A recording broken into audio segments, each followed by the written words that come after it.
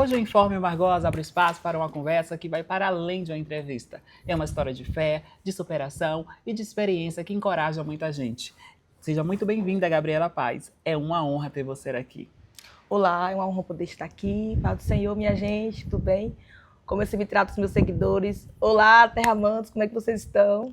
Nossa, eu que quero agradecer pela oportunidade de poder estar aqui, abrindo esse espaço para falar um pouco da minha história, da minha carreira como cantora e também trazendo algumas experiências para vocês que estão nos ouvindo, e eu estou muito ansiosa para essa entrevista. Como eu falei, é uma honra poder estar entrevistando, abrindo esse quadro de entrevista com uma cantora gospel. E tem muitas perguntas aqui para a gente conhecer um pouco melhor da sua história. A primeira é, conta um pouco da sua história, de onde você veio e quando foi o seu primeiro encontro com Jesus. Eu sou Gabriela Paz, sou de Santa Luz, Bahia, lá no sertão. Sou filha de Maria de Fátima, José Milton, irmã de Mateus e tia da Elisa. Sou esposa do pastor Davi Aragão, sou cantora. E, na verdade, eu nunca tive assim, um tal encontro com Jesus, porque eu já nasci evangélica. Desde o ventre eu já sirvo ao Senhor. E no decorrer da minha caminhada eu fui ali tendo experiência com o Senhor, conhecendo realmente quem é o Senhor. Porque muita gente fala assim, eu sou crente, mas às vezes não conhece Jesus. E Sim. Ser crente é totalmente diferente de conhecer Jesus. E no decorrer da minha caminhada ali, eu fui conhecendo o Senhor e tem sido bênção. Uma pergunta que quero fazer é a respeito de quando você percebeu que cantar não era apenas um dom, mas um chamado de Deus, tendo em vista que muitos evangélicos somente cantam na igreja, aquela relação de cultos, né? Mas não tem uma vida como cantora oficial mesmo de realização de vários shows. Quando você percebeu que isso não era apenas um dom, mas era um chamado de Deus? Na verdade, a minha família já é um celeiro de cantores, né? As minhas tias já cantavam, e as minhas primas também, mas antes de ser Gabriela Paz, eu fui dupla, Gemima e Gabriela. Fui segunda voz, uma dupla, e ela me chamou para fazer dupla, e ali eu entendi realmente que não era só apenas um convite para cantar. E ali foi desenvolvendo todo o meu chamado, toda a minha estrutura espiritual, foi aonde eu aprendi realmente o que é jejuar, o que é se consagrar, se separar. A minha mãe também já começou logo, né, cuidar dessa questão de como se vestir, como se comportar diante disso. A minha adolescência, eu costumo dizer que foi assim um pouco privada de algumas coisas por conta do ministério, porque o ministério ele faz a gente se privar de muita coisa, é a gente priorizar, né, o chamado. Então ali eu entendi que além da voz, além dos púlpitos que nos aguardam, além dos palcos da vida, existe uma vida com Deus. E o chamado com Deus é quando você canta e vê pessoas sendo tocadas através da voz. Então, para mim, isso sim é um chamado. Eu entendi o porquê eu fui chamada. Entendo. Há quantos anos você está nesse ministério? E nesse decorrer desse período, algum momento você pensou em desistir? E o que te fez a não desistir? São 19 anos de ministério.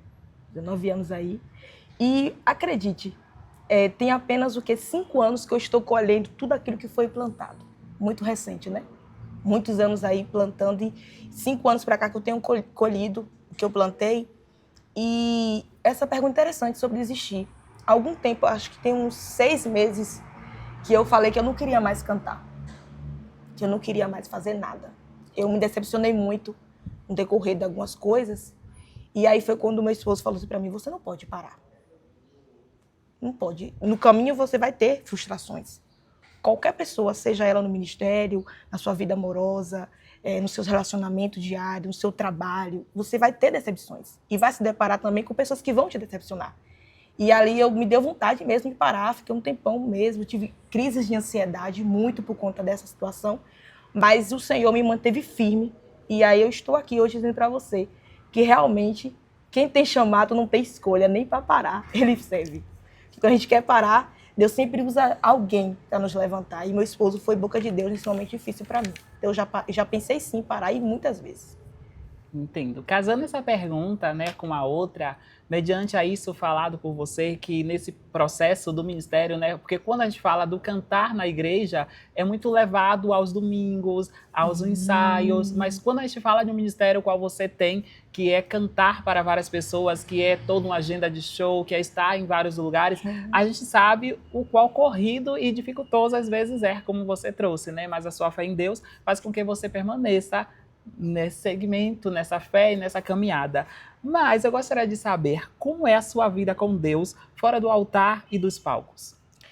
Eu costumo dizer que o cristão ele não pode ser só crente na frente do seu pastor, dos seus líderes, e só na frente do público que te espera. Para mim estar aqui hoje, houve uma busca e uma entrega. Me consagrei para estar aqui, para que eu viesse falar de uma forma que todos pudessem me ouvir e ser tocados. Então, fora da igreja e dos palcos, eu sou a Gabriela. Paz lá, sou aqui, sou na minha casa. Eu tenho que manter uma vida regrada de oração e jejum. Porque eu não posso só orar quando eu vou cantar. Eu não posso só ensaiar quando eu vou cantar. Quem tem o espírito adorador, ele adora em todos os momentos, constantemente, independente do seu compromisso hoje. Se você é adorador, você é em qualquer lugar, em qualquer circunstância. E eu trago isso para a minha vida desde a minha infância e é o que tem dado certo. Muito importante.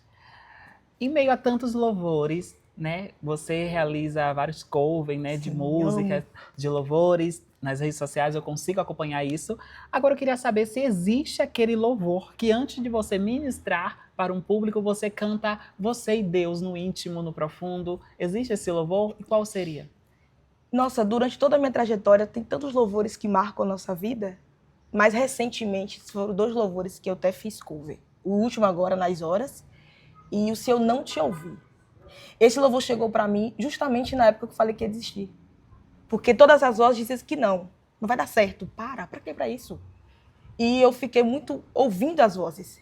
Aí foi quando eu simplesmente ouvi, eu preciso calar todas as vozes, menos a tua, silenciar todas as vozes, menos a tua, a tua. E aí eu fui entendendo, se eu não te ouvir, eu morro. Se eu não te ouvir, eu pereço. Tua voz é livramento no meio do tormento. E eu fui entender que realmente a voz do Senhor é que vai nos guiar até o fim. É isso. Profundo. Esse louvor marcou muito minha vida. E Nas Horas também. Vamos ouvir daqui a pouco, né? Ansiosa para ouvir.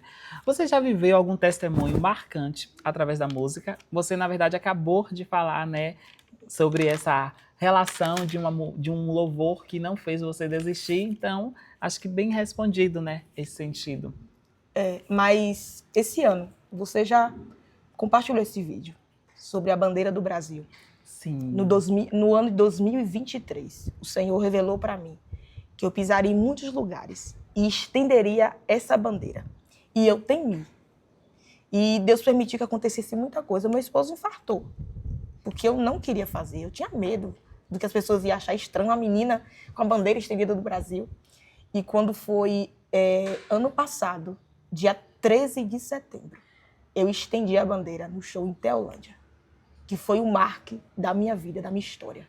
Foi algo que marcou muito o meu ministério. Então, isso eu trago e digo para você, vale a pena você obedecer à voz do Senhor. Pense que foi um divisor de águas para o meu ministério quando eu estendi aquela bandeira. Foi muito lindo. Quem estava ali sabe do que eu estou falando. É um ato, um louvor, profético. Uma ministração muito profética que é uma unção que se transmite, né? A gente consegue realmente ser impactado pelaquela ministração do louvor com ato simbólico com o uso da bandeira do Brasil. Mais uma pergunta para você. O que você sente quando alguém diz que foi tocado por Deus através do seu louvor? A gente se sente muito feliz e uma sensação de paz. Que você realmente está fazendo certo. Porque hoje em dia tem muita gente que canta muito vazio, tem uma voz perfeita. Tem gente que faz coisas que eu não faria. Canta lindo, perfeito. Mas não tem a graça. Não tem a unção, aquilo que quando você fala, você sente entrar na sua alma. Então, quando as pessoas falam assim pra mim, Gabi, a sua voz me traz calma. Eu já vi gente falar pra mim que só no falar já sente Deus na minha vida. Então, isso pra mim é um privilégio muito grande. Ser instrumento do Senhor, ser escolhida para ser um instrumento, ser boca de Deus pra vida de alguém, não tem dinheiro que pague. É muito importante uma mesmo. alegria muito grande. Gabriela, sabemos que quando a gente fala cantora gospel, né, estamos falando de toda uma carreira, Sim. de toda uma luta que eu digo no sentido de ida. Você canta em outros estados também, né? Sim. Então a gente sabe que dentro disso existe muitos desafios. Então eu gostaria de saber quais foram os maiores desafios que você enfrentou como cantora gospel. Nossa, são muitos. Dos primeiros, eu acho que foi... Nossa, é van quebrando no caminho, gente. É carro. Já dormi em posto de gasolina, porque o carro quebrou. A van quebrou. Mas para mim o mais difícil foi quando eu tinha uma equipe que andou comigo durante um tempo. E quando eu mais precisei, me deixou na mão, sabe? Isso mexeu muito comigo. E aí eu conheci o sentimento da ingratidão. Foi uma das coisas que marcou muito o meu ministério. Só que hoje eu entendi. Às vezes Deus permite ele mover algumas peças do lugar para colocar pessoas que vivem o teu mesmo propósito. E hoje eu tenho uma equipe que vive o propósito que eu quero. Então foi necessário o Senhor ter removido certas coisas. Mas isso foi muito difícil encarar essa realidade. E hoje eu entendi o porquê. Valeu a pena. Sabemos que estamos iniciando o ano, então a pergunta que já me vem também à mente, como está já a sua agenda? Já tem lugares já agendado ou está ainda completamente aberta a convites? Como tá? E na verdade, faça um resumo antes mesmo do ano passado, como foi essa sua agenda, o show, um resuminho básico só para a gente entender como tudo ocorreu. O ano 2025 para mim foi muito mais igreja. Eu fiz muito pouco show. Surgiu, mas por conta de eu, na época, priorizar muito a igreja, eu acabei não fazendo tanto show assim, eu priorizei mais as igrejas. Esse ano eu vou estar fazendo os dois. Eu vou pegar firme no show, eu tinha dado uma parada, mas agora eu quero ficar mais envolvida também. E esse ano, sim, já tem muitas agendas, sim, mas a agenda está aberta ainda. Você corre porque o negócio é rápido. Então, assim, eu vou pegar aí uns dias para dar uma descansadinha, né? Porque a gente tá cansada desde outubro, que eu não tô parando nenhum final de semana em casa. Eu ainda atendo a agenda ainda agora em janeiro até dia 10. Depois dia 10 eu vou dar uma descansadinha com a família e depois a gente retorna aí com tudo. Porque tem muitos projetos que tá vindo, lançamento, algumas gravações. A equipe mudou, então a gente ainda tá organizando tudo aos pouquinhos e é isso aí. Esse ano promete muita coisa boa. Eu creio que esse ano irei viver na totalidade da promessa.